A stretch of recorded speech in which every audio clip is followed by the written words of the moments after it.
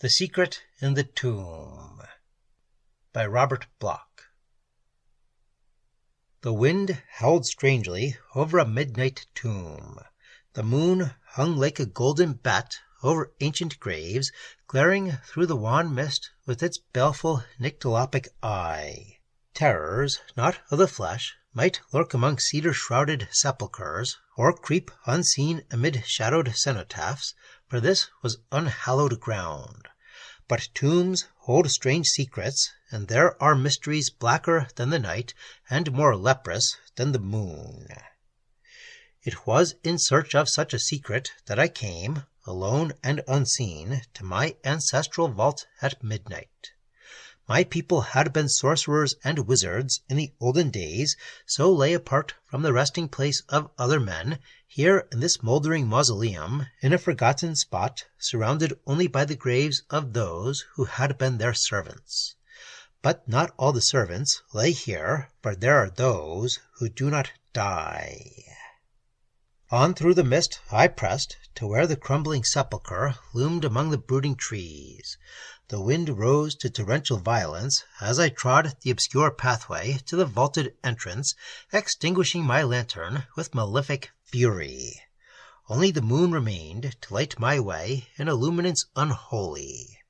And thus I reached the nitrous, fungus-bearded portals of the family vault. Here the moon shone upon a door that was not like other doors, a single massive slab of iron embedded in monumental walls of granite. Upon its outer surface was neither handle, lock, nor keyhole, but the whole was covered with carvings portentous of a leering evil. Cryptic symbols whose allegorical significance filled my soul with a deeper loathing than mere words can impart. There are things that are not good to look upon, and I did not care to dwell too much in thought on the possible genesis of a mind whose knowledge could create such horrors in concrete form. So, in blind and trembling haste, I chanted the obscure litany and performed the necessary obeisances demanded in the ritual I'd learned, and at their conclusion the cyclopean portal swung open. Within was darkness, deep, funereal, ancient, yet somehow uncannily alive. It held a pulsing adumbration, a suggestion of muted yet purposeful rhythm, and overshadowing all, an air of black, impinging revelation. The simultaneous effect upon my consciousness was one of those reactions misnamed intuitions. I sensed that shadows know queer secrets, and there are some skulls that have reason to grin. Yet I must go on into the tomb of my forebears. Tonight the last of all our line would meet the first. For I was the last. Jeremy Strange had been the first, he who had fled from the Orient to seek refuge in centuried Elderton, bringing with him the loot of many tombs and a secret for ever nameless. It was he who had built his sepulchre in the twilight woods where the witchlights gleam, and here he had interred his own remains, shunned in death as he had been in life. But buried with him was a secret, and it was this that I had come to seek.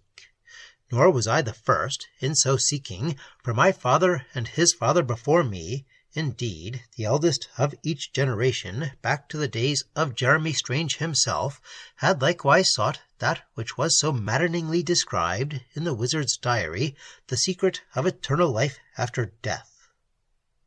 The musty-yellowed tome had been handed down to the elder son of each successive generation, and likewise, so it seemed, the dread atavistic craving for black and accursed knowledge, the thirst for which, coupled with the damnably explicit hints set forth in the warlock's record, had sent every one of my paternal ancestors so bequeathed to a final rendezvous in the night to seek their heritage within the tomb. What they found none could say, for none had ever returned. It was, of course, a family secret, The tomb was never mentioned. It had, indeed, been virtually forgotten with the passage of years that had likewise eradicated many of the old legends and fantastic accusations about the first strange that had once been common property in the village.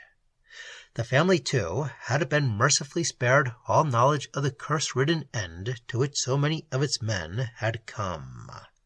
Their secret delvings into black arts, the hidden library of antique lore and demonological formulae brought by Jeremy from the East, the diary and its secret, all were undreamt of save by the eldest sons. The rest of the line prospered. There had been sea captains, soldiers, merchants, statesmen. Fortunes were won. Many departed from the old mansion on the Cape, so that in my father's time he had lived there alone with the servants and myself. My mother died at my birth, and it was a lonely youth I spent in the great brown house, with the father half crazed by the tragedy of my mother's end, and shadowed by the monstrous secret of our line. It was he who initiated me into the mysteries and arcana to be found amid the shuddery speculations of such blasphemies as the Necronomicon, the Book of Iban, the Kabbalah of Sabbath, and that pinnacle of literary madness, Ludwig Prin's Mysteries of the Worm. There were grim treatises on anthropomancy, necrology, lycanthropical and vampiristic spells and charms, witchcraft, and long rambling screeds in Arabic, Sanskrit, and prehistoric ideography on which lay the dust of centuries. All these he gave me, and more. There were times when he would whisper strange stories about voyages he had taken in his youth, of islands in the sea, and queer survivals spawning dreams beneath Arctic ice. And one night he told me of the legend and the tomb in the forest, and together we turned the worm-riddled pages of the iron-bound diary that was hidden in the panel above the chimney corner. I was very young, but not too young to know certain things, and as I swore to keep the secret, as so many had sworn before me, I had a queer feeling that the time had come for Jeremy to claim his own. For in my father's sombre eyes was the same light of dreadful thirst for the unknown, curiosity, and an inward urge that had glowed in the eyes of all the others before him, previous to the time they'd announced their intention of going on a trip, or joining up, or attending to a business matter. Most of them had waited till their children were grown, or their wives had passed on, but whenever they had left, and whatever their excuse, they had never returned. 2 days later, my father disappeared, after leaving word with the servants that he was spending the week in Boston. Before the month was out, there was the usual investigation and the usual failure. A will was discovered among my father's papers, leaving me as sole heir, but the books and the diary were secure in the secret rooms and panels, known now to me alone. Life went on. I did the usual things in the usual way, attended university, traveled, and returned at last to the house on the hill alone. But with me I carried a mighty determination. I alone could thwart that curse. I alone could grasp the secret that had cost the lives of 7 generations, and I alone must do so. The world had not to offer one who had spent his youth in the study of the mocking truths that lie beyond the outward beauties of a purposeless existence, and I was not afraid. I dismissed the servants, ceased communication with distant relatives and a few close friends, and spent my days in the hidden chambers amid the elder lore, seeking a solution or a spell of such potency as would serve to dispel forever the mystery of the tomb. 100 times I read and reread that hoary script, the diary whose fiend-penned promise had driven men to doom. I searched amid the satanic spells and Kabbalistic incantations of 1,000 forgotten necromancers, delved into pages of impassioned prophecy, burrowed into secret legendary lore whose written thoughts writhed through me like serpents from the pit. It was in vain.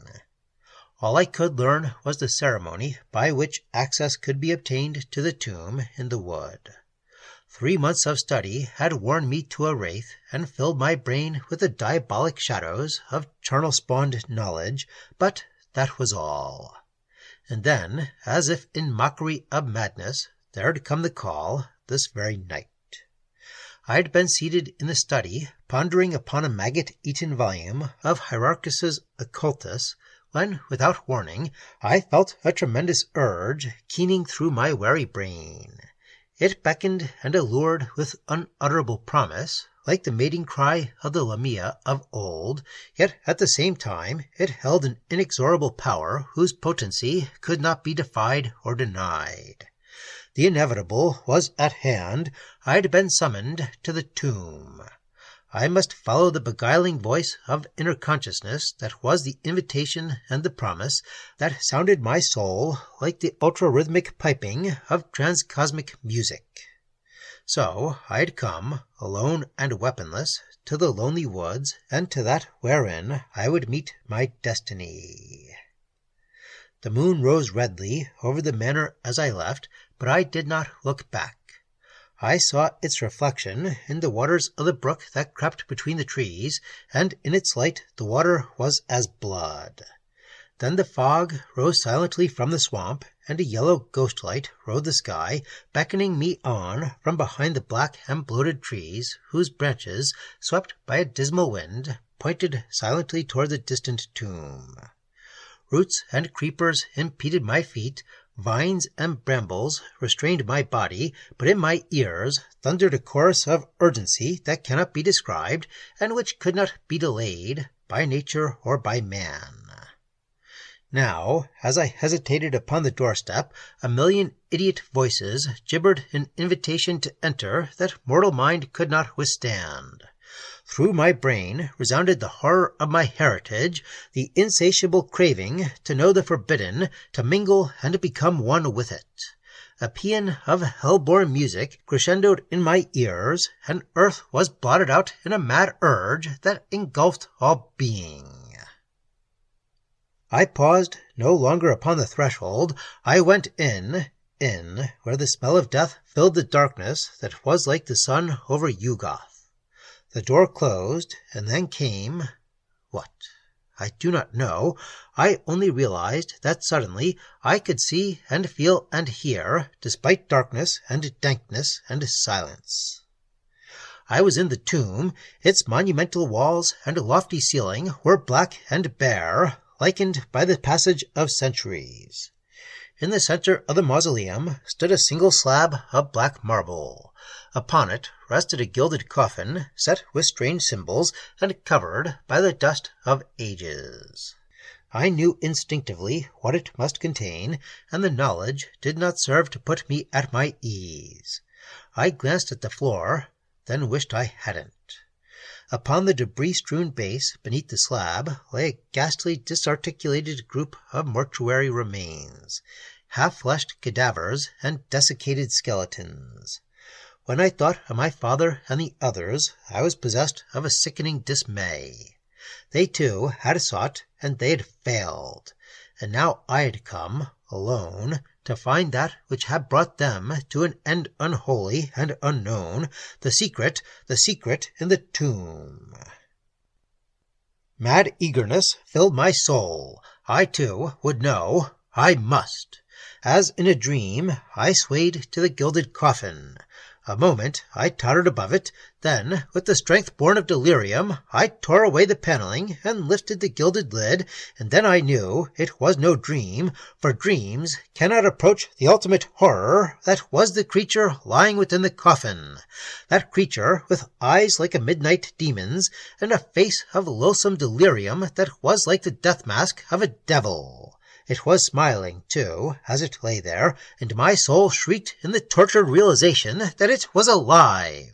Then I knew it all, the secret and the penalty paid by those who sought it, and I was ready for death. But horrors had not ceased, for even as I gazed, it spoke in a voice like the hissing of a black slug. And there within the nighted gloom it whispered the secret, staring at me with ageless, deathless eyes, so that I should not go mad before I heard the whole of it. All was revealed. the secret crypts of blackest nightmare, where the tomb spawn dwell, and of a price whereby a man may become one with ghouls, living after death as a devourer in darkness. Such a thing had it become, and from this shunned, accursed tomb had sent a call to the descending generations, that when they came, there might be a ghastly feast, whereby it might continue a dread eternal life.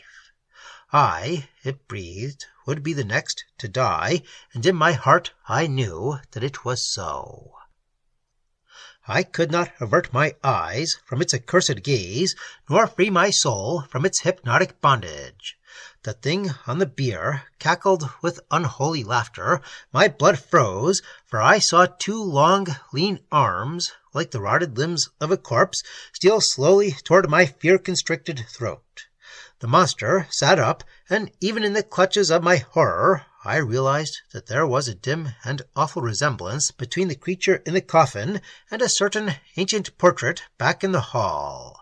But this was a transfigured reality. Jeremy the man became Jeremy the ghoul, and I knew that it would do no good to resist.